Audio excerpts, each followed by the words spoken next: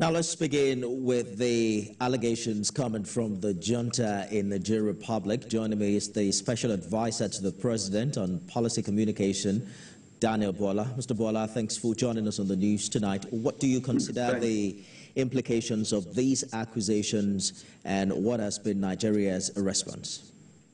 Well, first of all, the allegation is false. The allegation is baseless, and I think it is malicious. But this is not strange because one problem with military interregnum and junta is that whenever they come to take over power, the impulse, the zeal, far outweigh planning. So whenever they take over, usually there is the initial honeymoon they have with the populace.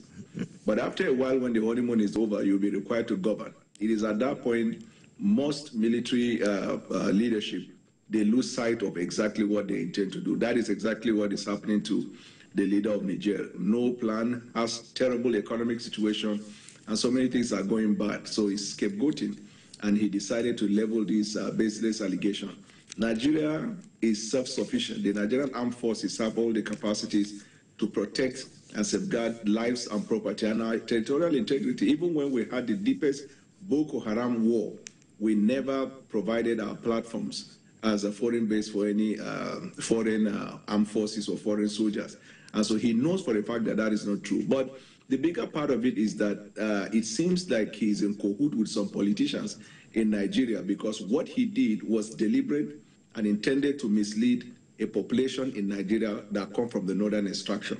He granted an interview in a local language and leveled allegations that cannot be substantiated. Nigeria has played a very, very important role in this geopolitical setting.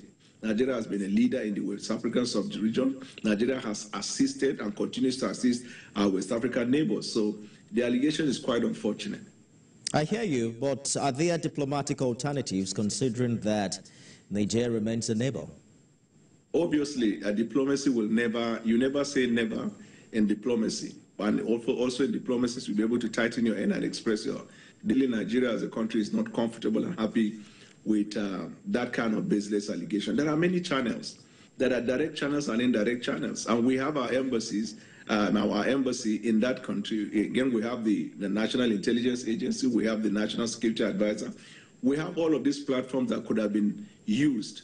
And if you recall, not long ago, we had a visit by a Nigerian envoy in those countries. So we have been exploring diplomatic means of settling what they have, incurred to themselves with this view of planning to leave the ECOWAS. So, but we are yet to determine what is the motivation behind that. But all we know is first to refute the claim and express our displeasure over that careless statement or careless interview that was rendered with unsubstantiated allegation against the government of Nigeria and against the President of the Federal Republic. It is intended to set the northern Nigeria against the government of Nigeria, and again, it was calculated and it was carried out in a local language, all in a bid to mislead the large populace of our people. Niger, alongside Burkina Faso and Mali, exited ECOWAS. But what do you consider the implication of this new development on efforts to tackle regional insecurity like the JTF, which aims to combat terrorism in the Sahel region? I think the position of the ECOWAS is quite clear, led by the President of Nigeria, President Bwala, who said that while we uphold the ideals of democracy and the standard upon which ECOWAS as a body consists and operates, and then while we also respect their right to leave the community and then explore other options, even when they leave the community based on the timelines, ECOWAS continues to say it will engage with them in areas of mutual benefit. You can look at trade, you can look at transport, you can also look at terrorism. So ECOWAS as a body is open. Nigeria as a country is not only providing the leadership, but also leading in this endeavor. So the position of ECOWAS has actually not changed. In terms of fight against insurgency or terrorism in the Sahel, of course, you can never overestimate the role that the Nigerian government has been playing, both in terms of the military provision of personnel and in terms of logistics as well. And so Nigeria will continue to play that role in order to safeguard and in order to ensure that the Sahel does not become a platform by which so many proxy wars are going to be fought there. We understand Niger's disposition to France, following the coup d'etat and its new alliance with Russia and what have you. But how do you think Nigeria can balance its relationship with France and good relations with its neighbors in Niger? I don't think that the problem between Niger and will be one that will affect the relationship between Nigeria and France or Nigeria and Niger.